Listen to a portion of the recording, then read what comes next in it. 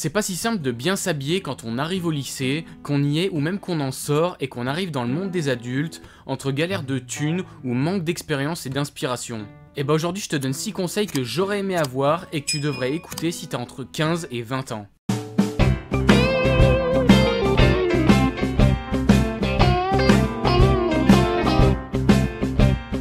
Avant de commencer, on va parler des contraintes de s'habiller quand on devient un jeune adulte. En fait, il y en a deux, l'argent et les relations homme-femme.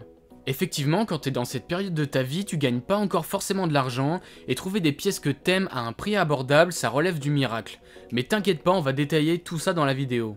La deuxième contrainte, c'est le sexe opposé, et c'est assez logique parce qu'à cette période, tu vas commencer à sortir et à vouloir rencontrer des filles qui vont juger ton style, et elles ont raison de le faire puisque c'est à toi de te démarquer. Je suis d'ailleurs assez sympa, je t'ai dit entre 15 et 20 ans, mais tu sais qu'à partir de 18 ans, t'as l'âge légal pour aller bosser, alors mon gars, vas-y au lieu de raqueter tes parents. Et c'est pas un crevard lui? Premier conseil, achète en seconde main. Et oui, c'est sûrement déjà un réflexe pour toi, mais je te conseille vraiment de prioriser Vinted quand tu veux acheter une pièce. Par exemple, si tu veux trouver un jean d'assez bonne qualité, prenons un Levi's 501 par exemple, hors solde, tu vas le toucher à 100 €, alors que sur Vinted, tu pourrais le toucher entre 20 et 40 € pour être large. Pour la question de la taille, c'est plus simple que tu le penses. Tu trouves un mètre ruban, tu mets ton jean préféré à plat et tu mesures la largeur des hanches et la largeur de l'ouverture de la jambe. Le reste on s'en fout, tu pourras faire un ourlet ou alors le faire reprendre chez une couturière. Quant à tes mesures, t'as plus qu'à demander au vendeur une photo de la pièce avec un mètre ruban, comme ça tu vérifies les mesures et t'es sûr que ça va aller. La seconde main, ça doit devenir ton refuge pour choper des belles pièces, pas trop chères et sans galérer avec l'argent. Et puis au lieu de bloquer des heures sur les réseaux sociaux, tu peux devenir un geek de la sape et aider tes potes qui eux aussi galèrent sûrement avec les fringues. Les autres conseils que je vais te donner, ils vont former un tout qui va te permettre de plaire à autrui, mais aussi de te sentir bien et en confiance dans ton rapport à toi-même et aux autres, ce qui est une priorité quand on rencontre des gens ou qu'on débute dans le monde du travail. Si tu veux aller plus profond dans le sujet, je te conseille une de mes premières vidéos qui explique comment bien s'habiller en 8 étapes assez simples à mettre en place. Le deuxième conseil, c'est de comprendre l'importance de la coupe. Je vais pas te l'apprendre, chaque corps est différent et chaque corps a donc une coupe qui lui va mieux par rapport à une autre.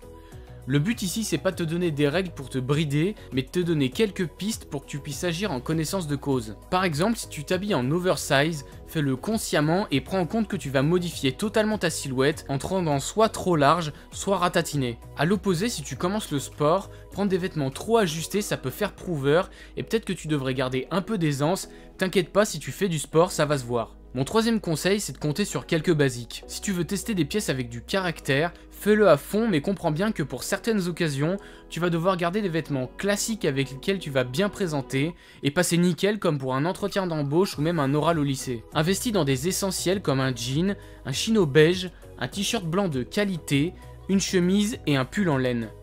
À partir du moment où tu as ces 5 pièces qui te vont bien et qui sont en bon état, le reste tu fais comme tu veux. Quatrième conseil, prends soin de tes affaires. Surtout si c'est toi qui te payes tes propres affaires, tu dois vraiment en prendre soin.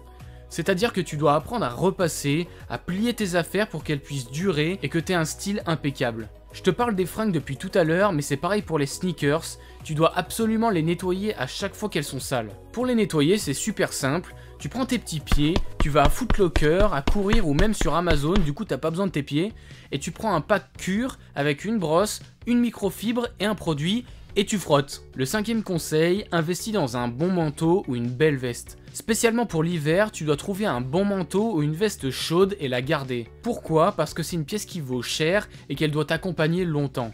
Évite les doudounes épaisses, ça a pas trop de style et tu risques de la déchirer si tu t'accroches à quelque chose, donc prends plutôt un manteau avec un gros drap de laine ou une belle veste bien épaisse, et si tu veux aller sur de la doudoune, pars sur une doudoune avec un style mais qui est quand même chaude, comme peut faire The North Face. Tout ça, ça fait d'ailleurs une super transition pour le dernier conseil que je peux te donner, évite les gros logos. Je sais que quand on est jeune, on a tendance à être attiré par les gros logos et que ça fait cool de porter ça, mais ça va te desservir avec le temps, fais-moi confiance. Personnellement, si tu veux porter des logos, je te conseille des petits logos discrets comme ceux de chez Ralph Lauren ou Lacoste, mais reste discret, c'est bon, on a vu que c'était des fringues de marque, donc t'as pas de problème de ce côté-là. Il faut vraiment éviter les déclinaisons avec les gros logos de ces marques, c'est vraiment de mauvais goût, même en solde, je te le conseille pas.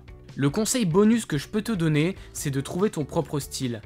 Balade-toi sur les réseaux sociaux ou sur YouTube et inspire-toi des tendances ou des petites choses que t'aimes bien. Il faut vraiment que ça vienne de toi et que tu te demandes pourquoi toi t'aimes ça. Si c'est sincère, tu la garderas longtemps, et dans le cas contraire, tu pourras la revendre sur Vinted si elle te plaît plus, et tu la revendras d'autant plus si elle est en bon état et qu'elle vient d'une maison réputée pour produire de la qualité. C'est la fin de la vidéo, j'espère qu'elle t'a plu, et si tu veux commencer à t'acheter des pièces de qualité, tu peux aller voir cette vidéo dans laquelle je te présente 3 marques pour commencer à mieux t'habiller. Dans cette vidéo, tu vas découvrir des marques qui sont sûrement proches de chez toi et qui ont un rapport qualité-prix plutôt bon. J'en profite pour te rappeler que si t'as aimé cette vidéo, tu peux t'abonner et laisser un commentaire pour me soutenir dans mon travail. C'était Arthur pour Sophisticated Soul Club en te souhaitant une bonne semaine.